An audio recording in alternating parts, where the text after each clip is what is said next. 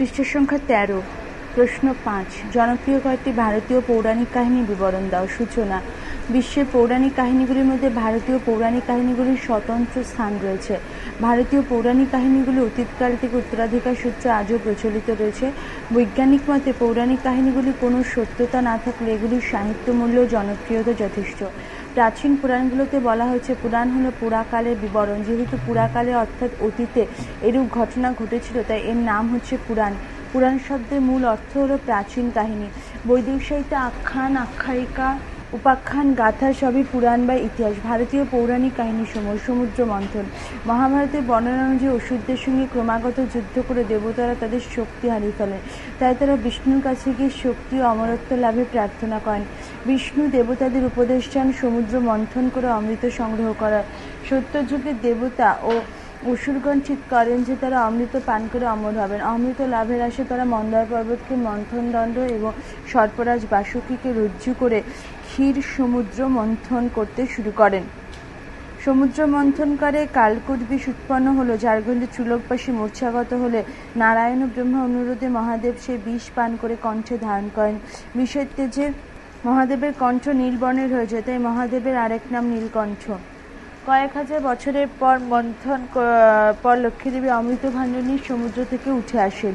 অমৃতের অধিকার নিয়ে দেবতা ও অসুরদের মধ্যে লড়াই শুরু হয়। নারায়ণ মোহিনী রূপে অসুরদের মোহিত করে অমৃত হরণ করেন। দেবতাগণ নারায়ণের কাছ থেকে সেই অমৃত পান করেন।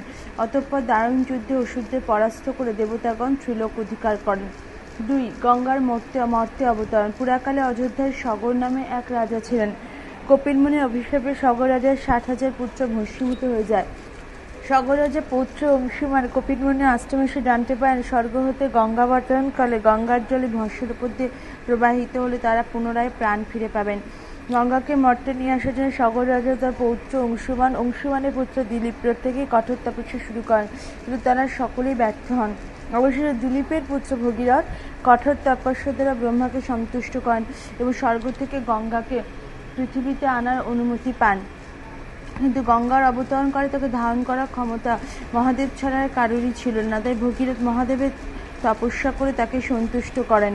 মহাদেব গঙ্গাকে নিজের মাথায় ধারণ করেন। ভগীরথকে অনুসরণ করে গঙ্গা সগর রাজার 60,000 সন্তানের ভস্মরাশির উপর দিয়ে প্রবাহিত হলে সগর রাজার 60,000 পুত্র জীবিত হয়ে ওঠেন। পৃষ্ঠা সংখ্যা 14। 3. অগস্ত্য মুনির সমুদ্র শোষণ। মহাভারতের বনপর্বে 104 অধ্যায়ে অগস্ত্য মুনির সমুদ্র শোষণের বিবরণ রয়েছে। বৃত্রাসুর নিহত হলে কালেয় নামে অসুররা ত্রিলোক বিন্যাসের সংকল্প নেয়। তারা দিনের বেলায় সমুদ্রের মধ্যে লুকিয়ে থাকত এবং রাত্রিবেলা সমুদ্র থেকে উঠে এসে তপস্বীদের তপস্যায় বিঘ্ন ঘটাত এবং দেবতাদের ওপর অত্যাচার করত। এইভাবে দিনের পর দিন তারা অত্যাচারের মাত্রা বাড়িয়ে চলে।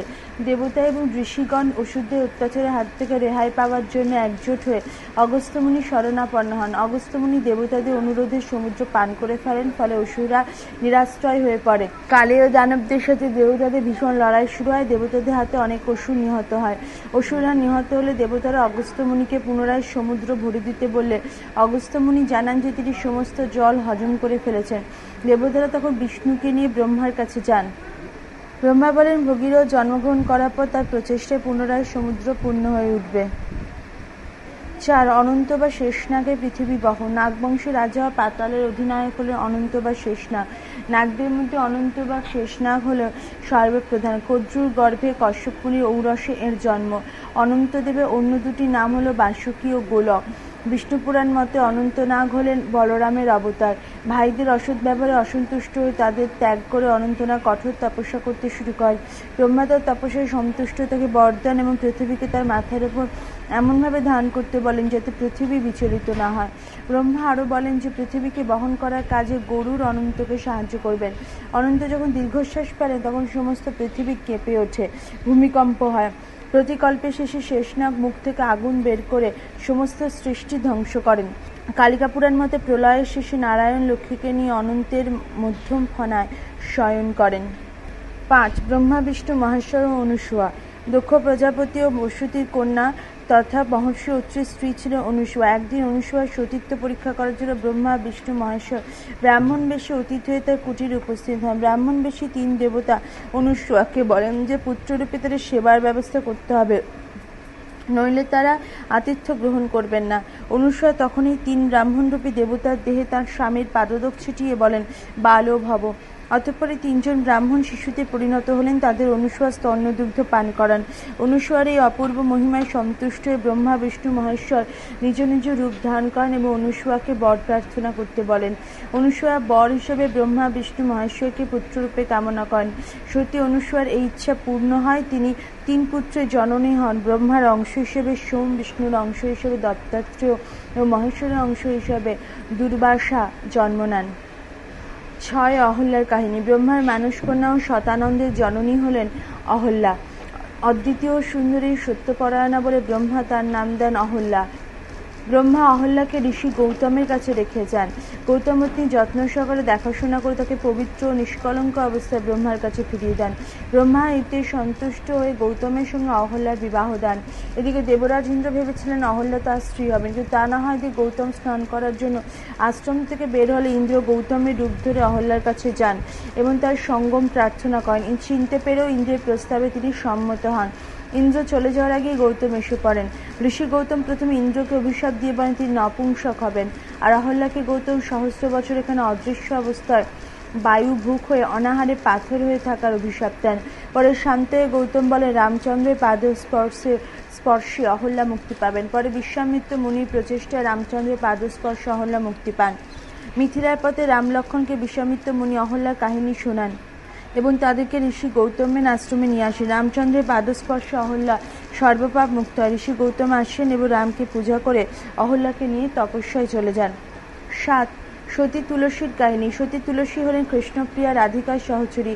স্বর্গে একদিন কৃষ্ণের সঙ্গে তুলসীকে ক্রীড়ারত দেখে রাধিকা তাকে মর্তে মানবী হয়ে জন্মানোর অভিশাপ দেন। এতে কৃষ্ণ তুলসীকে সান্ত্বনা দিয়ে বলেন মানবী রূপে জন্মালেও তপস্যার দ্বারা তুলসী কৃষ্ণের এক অংশ লাভ করবেন।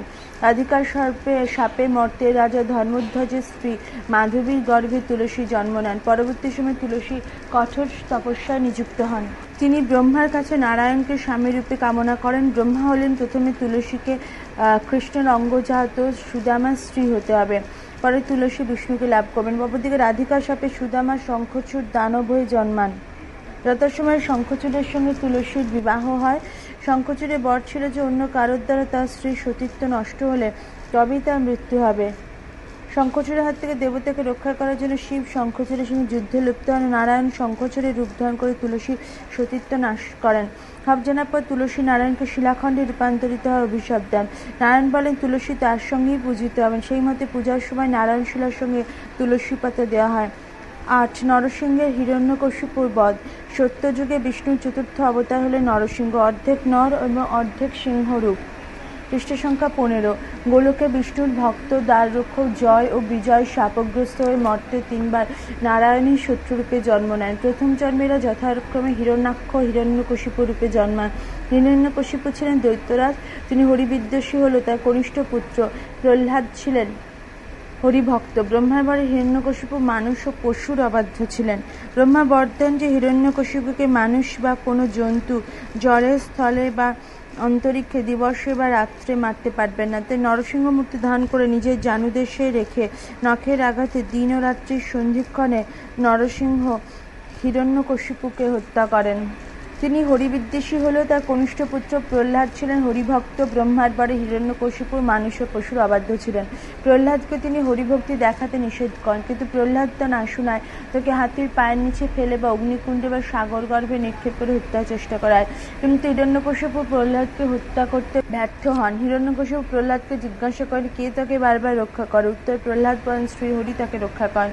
হিরণ্যকশিপুর আরো জিজ্ঞাসা করেন শ্রী হরি কোথায় আছেন। উত্তরে প্রহ্লাদ বলেন শ্রীহরি সর্বত্র বিরাজমান, এমনকি রাজসভা স্ফটিক স্তম্ভের মধ্যেও তিনি বিরাজমান। হিরণ্যকশিপু তখন স্ফটিক স্তম্ভে পদাঘাত করেন। প্রহ্লাদের বাক্যমতো স্তম্ভ থেকে নরসিংহ মূর্তি প্রকাশিত হয়। নিজের জানুর ওপর হিরণ্যকশিপুকে স্থাপন করে নখের দ্বারা বুক চিরে নরসিংহ হিরণ্যকশিপুকে হত্যা করেন।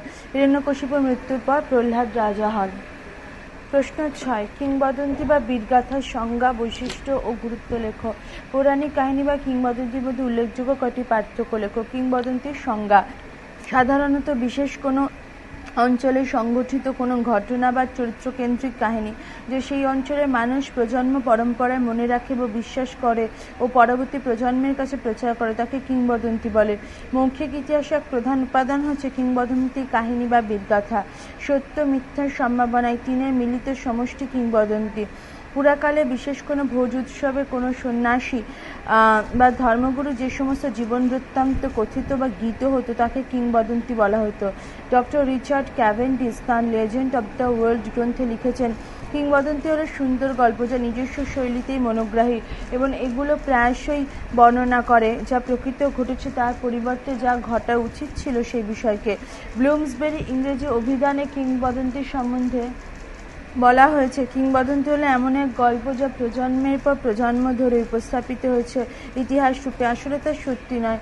মারিয়া লিড সম্পাদিত standard dictionary of folklore, mythology and legend গ্রন্থে বলা হয়েছে কিংবদন্তিটি বর্ণিত বিষয়রূপেই প্রচলিত হয়েছে যা ঘটনার ওপর ভিত্তি করেই গড়ে উঠেছে। এর সঙ্গে সংযুক্ত হয়েছে ঐতিহ্যগত উপাদান যাতে কোনো ব্যক্তি স্থান অথবা ঘটনার কথাই বলা হয়। কিংবদন্তির বৈশিষ্ট্য এক, উদ্ভবগত। অনেকের ধারণায় মানুষের সমাজে বিবর্তনের পথ ধরে কিংবদন্তির উদ্ভব হয়েছে। বিভিন্ন দেশে পৌরাণিক বা ঐতিহাসিক কল্পকাহিনীর চরিত্রগুলি থেকে কিংবদন্তির জন্ম বলে মনে করা হয়। মূলত পুরাকাহিনীর পরবর্তীকালে কিংবদন্তির জন্ম। সেই সময় মানুষ আদিম জীবন থেকে অনেক দূর এগিয়ে এসেছে সেই সময় থেকে কিংবদন্তির সূচনা। 2. বীরত্বমূলক কাহিনীর নায়ক। কিংবদন্তি বা বীরগাথা আসলে বীরত্বমূলক কাহিনীর নায়কের দ্বারা অতীতে কোনো ব্যক্তি বা ব্যক্তিবর্গের বীরত্বপূর্ণ অবিশ্বাস্য কর্মকাণ্ডের পরিচয় তুলে ধরা হয়। অনেক সময় বীরত্বপূর্ণ কাহিনীগুলির নায়ক ঈশ্বরের মতো সীমাহীন শক্তির অধিকারী রূপে প্রকাশিত হয়। তাই বলা হয় কিংবদন্তি কোনো প্রামাণ্য চরিত্র নয়। 3. লোকমানুষজাত গল্প। লোকসংস্কৃতি অন্তর্ভুক্ত হলো কিংবদন্তি। লোকের মুখে মুখে বিভিন্ন কথা বা বিশ্বাসের মাধ্যমে কিংবদন্তি ছড়িয়ে পড়ে।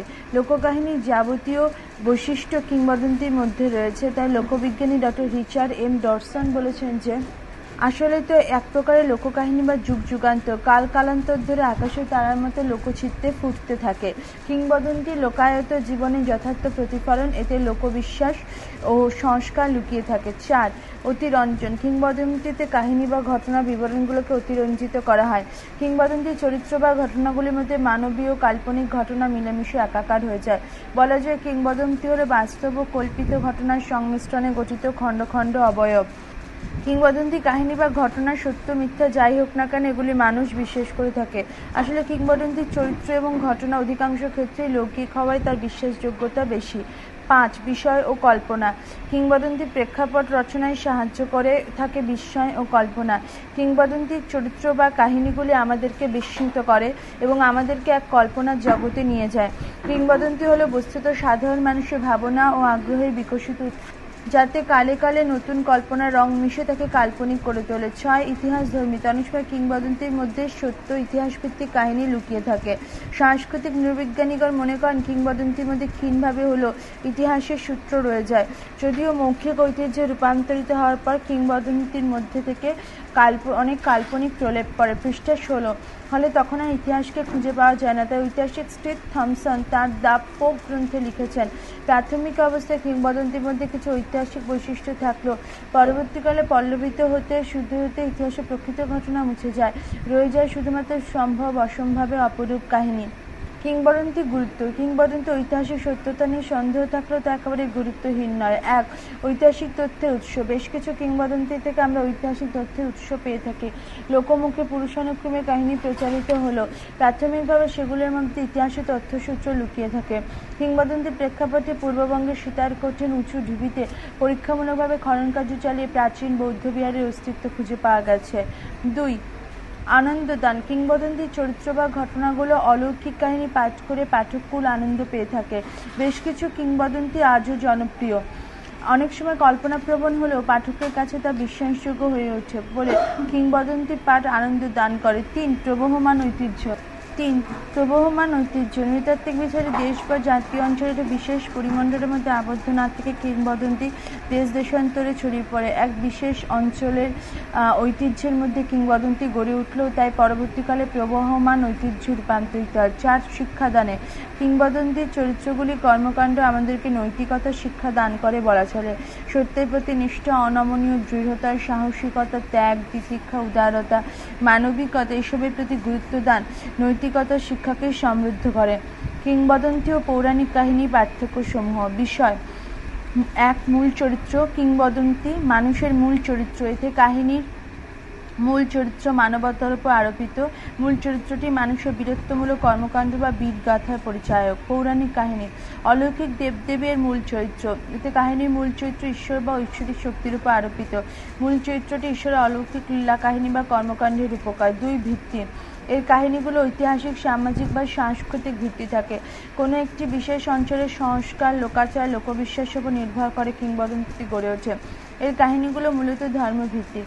ধর্মীয় বিশ্বাস, ধর্মীয় সংস্কার, রীতিনীতি, পূজা প্রার্থনা, ধর্মোৎসব, উপাচার ইত্যাদি ভিত্তিতে পৌরাণিক কাহিনীগুলো গড়ে ওঠে। তিন, বিষয় লোকসাহিত্য, লোককাহিনী, গাথা, গীতিকা, বিচিত্র জনশ্রুতি, লোকবিশ্বাস, ইতিহাস বা অর্ধ ইতিহাস ভিত্তিক কাহিনী, প্রেম বিরহের গাথা, আধ্যাত্ম বিষয়ক কাহিনী, সন্ন্যাসী, ডাকাত, পরী, ভূত প্রভৃতির ঘটনার বিষয়বস্তু হয়ে থাকে।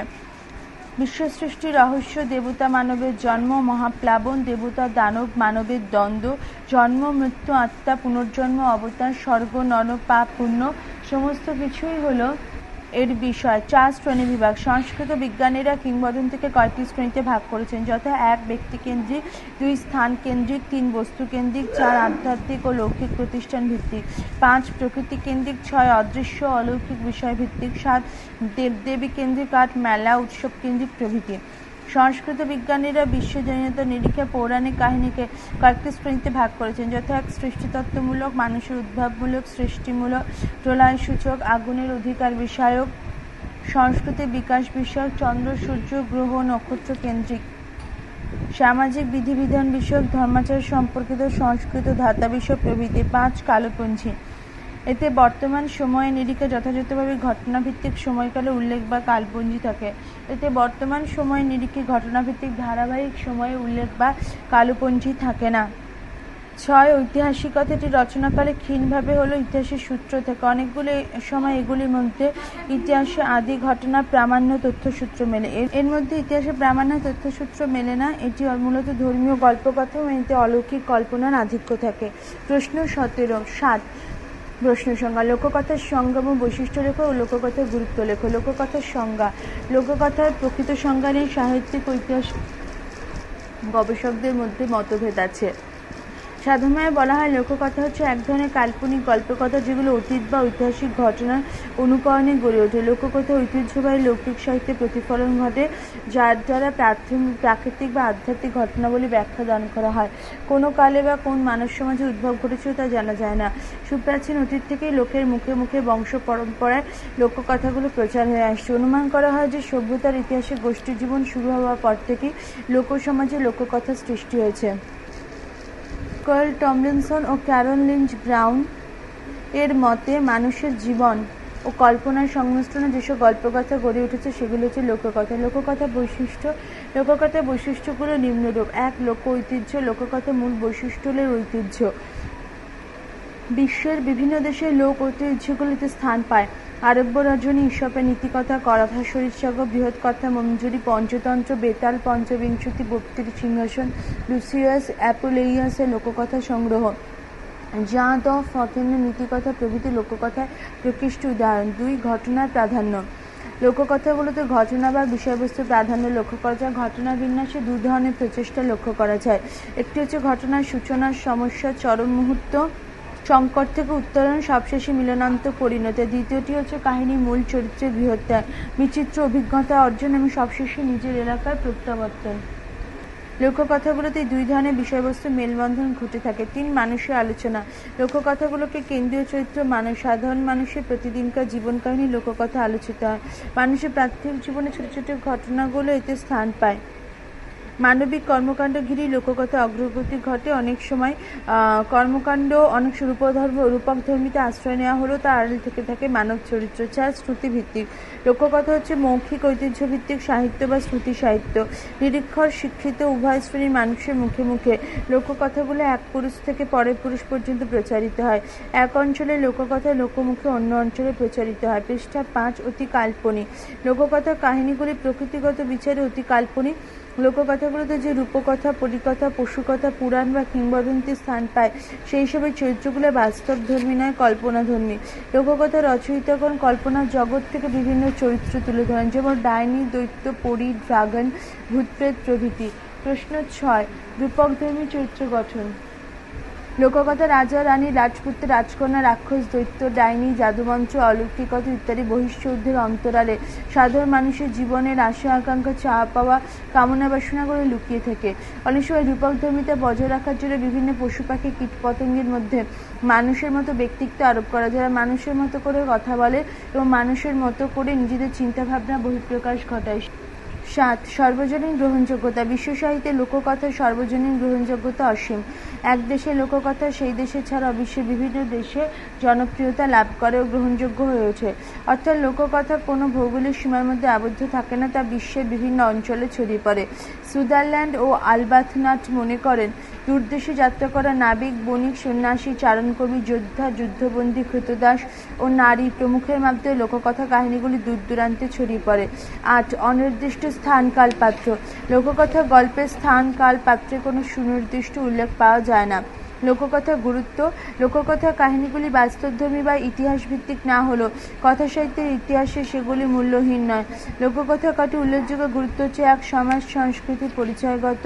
বিভিন্ন দেশের নির্দিষ্ট সামাজিক ও সাংস্কৃতিক পরিমণ্ডলে লোককথাগুলো গড়ে ওঠে, তাই লোককথাগুলো হয়ে ওঠে সুনির্দিষ্ট আঞ্চলিক ঐতিহ্যের পরিচয়। ধর্মবিশ্বাস, সংস্কার, খাদ্যাভ্যাস, বেশভূষা, সমাজরীতি সহ সমাজ সংস্কৃতির সম্যক পরিচয় দানে সাহায্য করে থাকে হচ্ছে লোককথা। 2, অতীত ইতিহাসের ধারণা দানে। বহু যুগ আগের কোনো জনগোষ্ঠী বিস্তৃত ইতিহাসে পুনর্গঠনের ক্ষেত্রে প্রত্নতাত্ত্বিক উপাদানের সহায়ক হিসেবে কাজ করে লোককথা। লোককথার কাহিনীগুলি বাস্তবধর্মী বা ইতিহাসভিত্তিক না হলেও কথা সাহিত্যের ইতিহাসে সেগুলি মূল্যহীন নয়। লোককথা কটি উল্লেখযোগ্য গুরুত্ব হলো: 1, সমাজ সংস্কৃতি পরিচয়গত। বিভিন্ন দেশে নির্দিষ্ট সামাজিক সাংস্কৃতিক পরিমণ্ডলে লোককথাগুলো গড়ে ওঠে, তাই লোককথাগুলো হয়ে ওঠে সুনির্দিষ্ট আঞ্চলিক ঐতিহ্যের পরিচয়। ধর্মবিশ্বাস, সংস্কার, খাদ্যাভ্যাস, বেশভূষা, সমাজরীতি সহ সমাজ সংস্কৃতির সম্যক পরিচয় দানে সাহায্য করে থাকে লোককথা। 2, অতীত ইতিহাসের ধারণা দানে। বহু যুগ আগের কোনো জনগোষ্ঠী বিস্তৃত ইতিহাসে পুনর্গঠনের ক্ষেত্রে প্রত্নতাত্ত্বিক উপাদানের সহায়ক হিসেবে কাজ করে লোককথা। তাই লোককথাকে বলা হয় এক জীবন্ত অবিনশ্বর জীবাশ্ম, আর living fossil which refuses to die. নৃতত্ত্ববিদের ধারণায় আজ লোকসাধারণের মধ্যে যে সমস্ত বিশ্বাস, সংস্কার, প্রথা প্রভৃতি প্রচলন রয়েছে, সেগুলো অধিকাংশেরই হদিশ মেলে লোককথায়। পৃষ্ঠা 18-3, মনোরঞ্জন ও শিক্ষাদানে। যুগের পর যুগ ধরে লোককথা কাহিনী পাঠ করে পাঠককুল আনন্দ লাভ করে আসছে। নানা ধরনের অতিমানবিক কাহিনীগুলো পাঠকের মনোরঞ্জন করে, পাশাপাশি লোককাহিনীগুলো পরোক্ষভাবে মানুষকে শিক্ষা দেয়। লোককথাগুলোর সমাপ্তিতে থাকে নানা ধরনের নীতিবাক্য। তাই বিজ্ঞানী আলবার্ট আইনস্টাইন লোককথার উপযোগিতা প্রসঙ্গে বলেছিলেন, যদি তোমার সন্তানকে বুদ্ধিমান করে তুলতে চাও তবে তাদের লোককথার গল্প পড়তে দাও, যদি তাদের আরও বুদ্ধিমান করে তুলতে চাও তবে তাদের আরও বেশি লোককথার গল্প পড়তে দাও। প্রশ্ন 8, লোককথা শ্রেণীবিভাগ করো, সেগুলো ব্যাখ্যা দাও। লোকসাহিত্যের বিশেষ অঙ্গ হলো লোককথা। লোককথা মানুষের মুখে মুখে প্রচলিত বিভিন্ন ধরনের গল্প। লোকসমাজে প্রচলিত লোককথার শ্রেণীভেদ বা রূপভেদ নিয়ে মতানৈক্য রয়েছে। ঐতিহাসিক গবেষকদের ধারণায় সুপ্রাচীন অতীত থেকে মৌখিক ঐতিহ্য হিসেবে লোককথা বিভিন্ন রূপে প্রচারিত হয়েছে। সাংস্কৃতিক নৃবিজ্ঞানী, ঐতিহাসিক ও লোকসংস্কৃতি গবেষকদের প্রচেষ্টায় লোককথাকে বিভিন্ন দৃষ্টিকোণ থেকে বিভিন্ন ভাগে ভাগ করা হয়েছে। লোককথার শ্রেণীবিভাগ ও সেগুলো ব্যাখ্যা। সাধারণভাবে লোককথাকে বেশ কয়েকটি ভাগে ভাগ করা হয়েছে, যথা রূপকথা, পরিকথা, পশুকথা, কিংবদন্তি, লোকপুরাণ বা মিথকথা, নীতিকথা, গীতিকা, ব্রতকথা। নিচের সংক্ষেপে সেগুলো সম্পর্কে আলোচনা করা হলো। 1, রূপকথা। 1, আত্মপ্রকাশ। 19 শতকের প্রথমার্ধে রূপকথার মধ্য দিয়ে লোকসাহিত্যের লিখিত রূপের আত্মপ্রকাশ ঘটে। 1812 খ্রিস্টাব্দে জার্মানিতে গ্রিম ভাইয়েরা রূপকথা প্রথম লিখিত সংকলন প্রথম খণ্ড প্রকাশ করে রূপকথা পরিচয় ঘটান। 2, মর্মার্থ। জার্মান ভাষায় মার্চেন্ট কিংবা সুইডিশ ভাষার সাগা রূপকথার মর্মার্থ প্রকাশ করে। এছাড়া ইংরেজি ফেয়ারি টেল, জার্মান মর্সেন, রুশীয় স্কাজই এবং ফিনীয় সাগেন হচ্ছে রূপকথার সমধর্মী। 3, চরিত্র। রূপকথার চরিত্রগুলি সাধারণত কাল্পনিক হয়ে থাকে। রূপকথায় বর্ণিত কয়েকটি চরিত্র হচ্ছে রাজা, রানী, মন্ত্রী, কোটাল, রাজপুত, রাজকন্যা, দাস, দাসী, রাক্ষস, দৈত্য, ডাইনি, জাদুকর, পেতনি প্রভৃতি। এছাড়াও রূপকথায় থাকে ব্যঙ্গমা, ব্যঙ্গমী, পক্ষীরাজ, ঘোড়া, শুক পাখি এবং কিছু কল্পিত পশু। 4, কাহিনী। রূপকথার কাহিনী বিশ্লেষণে দেখা যায় যে রূপকথার নায়ক বা নায়িকা সাধারণত কঠিন ও দুরূহ কাজকে অতি সহজে সম্পন্ন করে সাফল্য পায়। অনেক সময় জাদুশক্তি সম্পর্কে কোনো বস্তু বা ব্যক্তির সাহায্য নিয়ে রূপকথার কেন্দ্রীয় চরিত্র তার প্রতিপক্ষ, রাক্ষস, ডাইনি প্রভৃতিদের পরাজিত করে। রূপকথাতে থাকে অতিলৌকিক কাহিনী পরিবেশিত। রূপকথার কাহিনী অনুষঙ্গ হিসেবে থাকে ব্যঙ্গ বা ব্যঙ্গমী, সোনার কাঠি, রূপোর কাঠি, জাদু আংটি, জাদু বস্তুর উপর দিয়ে উড়ে যাওয়া প্রভৃতি। রূপকথাকে নিয়তি এক অদৃশ্য ভূমিকা থাকে যা কাহিনীকে নিয়ন্ত্রণ করে, কাহিনীর মোড় ঘুরিয়ে দেয়। 2. পরিকথা। এক সংজ্ঞা। লোককথা আলোচনায় পরিকথা এক স্বতন্ত্র বিষয় যে পরিকাহিনীকে নিয়ন্ত্রণ করে থাকে, মুখ্য ভূমিকা পালন করে, কাহিনীকে এগিয়ে নিয়ে যায়। অর্থাৎ যে লোককথার পরীকে কেন্দ্র করেই কাহিনী আবর্তিত হয় তাকে বলা হয় নির্ভেজাল পরিকথা। 2. চরিত্র। পরিকথার কেন্দ্রীয় চরিত্র হলো পরী স্বয়ং। পরিকথা ভালো মন্দ দু ধরনের হয়ে থাকে। পরীরা অপরূপ রূপবতী হয়, তারা সবসময় সাদা পোশাক পরে থাকে, তারা লজ্জাবতী ও বিনয়ী হয়, তারা কম কথা বলে, মানুষের সঙ্গ এড়িয়ে দলবদ্ধ হয়ে চলাফেরা করে। পরিচরিত্রের পাশাপাশি রূপকথার মধ্যে বেশ কয়েকটি অন্য চরিত্রের সমাবেশ লক্ষ্য করা যায়। 3. কাহিনী। পরিকথার পরীকে কেন্দ্র করেই কাহিনী বিনষ্ট হয়ে থাকে। পরীরা দূর আকাশে থাকে, তারা অতিলৌকিক কাজের সম্পাদনের দ্বারা যাবতীয় সমস্যার সমাধান করে থাকে। রূপকথার মতো পরিকথার কাহিনীরও শুরু ও সমাপ্তি প্রায় একই ধরনের। পরীরা অশুভ, ক্ষতিকারক বলে শক্তিদের পরাজিত। ইউরোপ ও মধ্যপ্রাচ্যের রূপকথাগুলোকে পরিষ্কার আধিক্য লক্ষ্য করা যায়। বিদেশি দুটি জনপ্রিয় পরিকথা হলো সিন্ডারেলা এবং স্লিপিং বিউটি গল্প দুটি। সিন্ডারেলা একটি ছবি রয়েছে এখানে। 3. পশুকথা। এক পরিচিতি। পশুকে নিয়ে কল্পিত গল্পকে পশুকথা বলে। লোককথার বিভিন্ন ভাগগুলি প্রাচীনত্বের বিচারে পৌরাণিক কাহিনী পরে এর স্থান। পৃষ্ঠা 19। 2. চরিত্র। পশুকথায় পশু পাখিদের বিভিন্ন চারিত্রিক গুণাবলী তুলে ধরা হয়। পশুকথায় পশু, মানুষ, অতিলৌকিক প্রাণী সব মিলেমিশে উপস্থিত করা হয়। আর ভবিষ্যৎ বলা সুখ পাখি, কথা বলা বানর, উপকারী কুকুর, পণ্ডিত শিয়াল, বোকা কুমির, ধূর্ত শিয়াল, চটপটে খরগোশ, অকৃতজ্ঞ সাপ, উপকারী পাখি, এরা সকলেই পশুকথার চরিত্র। 3. কাহিনী। নানা ধরনের অলৌকিক ও ইন্দ্রজালিক ক্রিয়াকলাপের মধ্য দিয়ে পশুকথা কাহিনী বর্ণিত হয়। পশুকথার কাহিনীতে পশু মানব সুলভ ও পশু সুলভ উভয় ধরনের দোষগুণ ধরা পড়ে।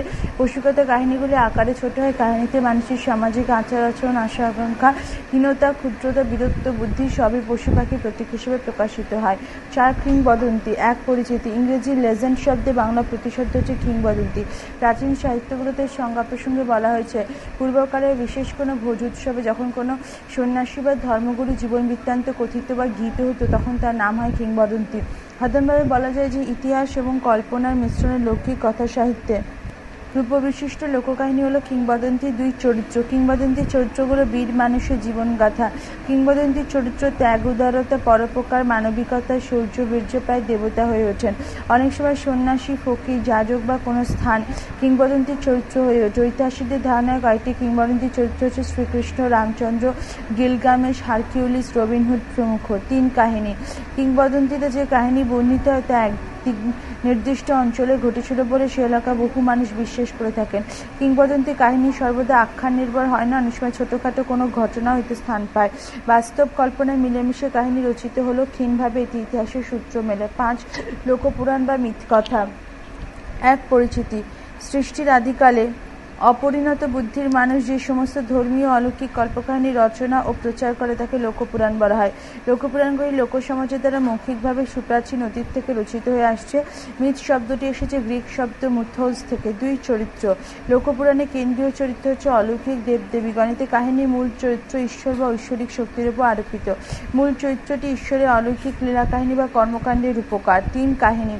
পৌরাণিক কাহিনীগুলি মূলত ধর্মভিত্তিক, ধর্মীয় বিশ্বাস, ধর্মীয় সংস্কার, রীতিনীতি, পূজা প্রার্থনা, ধর্মোৎসব, উপাচার ইত্যাদির ভিত্তিতে পৌরাণিক কাহিনী গড়ে ওঠে। বিশ্বসৃষ্টির রহস্য, দেবতা মানবের জন্ম, মহাপ্লাবন, দেবতার দানব মানবের দ্বন্দ্ব, জন্ম মৃত্যু, আত্মা, পুনর্জন্ম, অবতার, স্বর্গ নরক, পাপ পুণ্য সমস্ত কিছুই হল বিষয়। 6. নীতিকথা। এক পরিচিতি। মানব সমাজে বিভিন্ন সামাজিক পারিবারিক নীতিগুলির দ্বারা যে লোককাহিনী বর্ণিত হয় তাকে বলা নীতিকাহিনী। নীতিকথায় কোনো উপদেশ প্রত্যক্ষভাবে উপস্থাপনা করা হয়। নীতিকথাতে খুব সংক্ষিপ্তভাবে মূল নীতিগুলি উল্লেখ থাকে, বিশেষত লৌকিক নীতিকথাগুলির মূল সুর। 2. চরিত্র। নীতিকথাগুলোর মূল চরিত্র বিভিন্ন ধর্মের ধর্মগুরু যারা গল্পকথার মধ্য দিয়ে নীতিবাক্যগুলো তুলে ধরেন। মোজেস, যীশুখ্রিস্ট, হজরত মোহাম্মদ, ভীষ্ম, বুদ্ধদেব, রামকৃষ্ণদেব প্রমুখ ধর্মগুরু বা ধর্মপ্রবক্তা প্রবণ যুগে যুগে লৌকিক নীতিকথার সাহায্যে অনেক সময় তাদের ধর্মাদর্শ প্রচার করে গেছেন। 3 কাহিনী। নীতিকথা কাহিনীগুলির শেষে সাধারণত উপদেশগুলি উল্লেখ থাকে, কেবলমাত্র উপদেশ, নির্দেশ বা আদেশ। নীতিবোধে আদর্শ নীতিকথার মূল বিষয়। নির্দয়, দয়ালু, নিন্দুক, হিংসাপরায়ণ, উদার, ক্ষুদ্রচেতা, নিষ্ঠুর, সংকীর্ণমনা, পরোপকারী, হীনবুদ্ধি, ঝগড়ুটে, অন্যায়কারী, লোভী, দুষ্টবুদ্ধি, কটুভাষী, কৃপণ, অপব্যয়ী, দাম্ভিক প্রভৃতি দোষগুণে ভরা মানুষদের নিয়ে গড়ে উঠেছে নীতিকথা কাহিনী। এক পরিচিতি। ইংরেজি ব্যালাডের বাংলা প্রতিশব্দ হলো গাথা বা গীতিকা। লোককথার অন্যতম অঙ্গ হলো গীতিকা। সুর করে নাটকীয় ভঙ্গিতে পাওয়া গল্পগুলো হলো গীতিকা। 2 চরিত্র। গীতিকার চরিত্রগুলো মূলত কথক ও গায়ক। কথক ও গায়কের মাধ্যমে যে সমস্ত চরিত্রগুলো বর্ণিত হয় সেগুলি মূলত আঞ্চলিক কিংবদন্তি বা সত্য কাহিনী ভিত্তিক। 3 কাহিনী। গীতিকায় নিটল কাহিনী থাকে। এই কাহিনীতে আঞ্চলিক ভাবনা, ভাষা, রীতিনীতি, পরব, পারিবারিক সামাজিক জীবন, আঞ্চলিক লোক সংস্কৃতি, পরম্পরা ধরা পড়ে। গীতিকার কাহিনীর মধ্যে কোনো অনাবশ্যক ঘটনা বা অপ্রাসঙ্গিক বর্ণনা থাকে না। গীতিকার কাহিনী দ্রুত বেগে পরিণতির দিকে এগিয়ে যায়। 8 ব্রতকথা। এক পরিচিতি। ব্রতকথা বলতে না লোককথা সেই বিভাগকেই বুঝি যাতে ব্রতের মধ্যে দিয়ে গ্রাম্য জীবনের নানা ধরনের আশা আকাঙ্ক্ষা, কামনা বাসনা বহিঃপ্রকাশ ঘটে থাকে। ব্রতকথা 2 ধরনের হয়ে থাকে, যথা শাস্ত্রীয় ব্রতকথা, মেয়েলি ব্রতকথা। 2 চরিত্র। ব্রতকথা চরিত্রগুলো মূলত দেবদেবী কেন্দ্রিক। ব্রতকথা 2 ধরনের দেবদেবী দেখা যায়, যথা সাধ্যশিষ্ট দেবতা ও রুষ্ট দেবতা। মানুষের দোষগুণের অবিকল প্রতিরূপ হিসেবে গড়ে ওঠা এই সমস্ত দেবতার চরিত্রগুলি অনেক সময় রূপকথা বা পশুকথার চরিত্রগুলো এতে স্থান পায়। ব্রতকথার চরিত্রগুলো অনেকটা একঘেয়ে ও বৈচিত্র্যহীন। পৃষ্ঠা 20। 3 কাহিনী। ব্রতকথার কাহিনীতে বিভিন্ন ধরনের লোকসামাজিক আচার অনুষ্ঠান, কামনা পূরণের লক্ষ্যে কৃচ্ছ সাধন পালন, বিপদ মুক্তির উপায়, দেবদেবী কৃপা লাভের উপায় এবং দেবদেবী মাহাত্ম্য প্রভৃতি বিষয়কেন্দ্রিক কাহিনী বর্ণিত হয়। ব্রতকথা শোনার গুণ বর্ণনা এবং ব্রত পালনের বিধি নির্দেশ বর্ণনার মধ্য দিয়ে ব্রতকথা কাহিনীর সমাপ্ত ঘটে।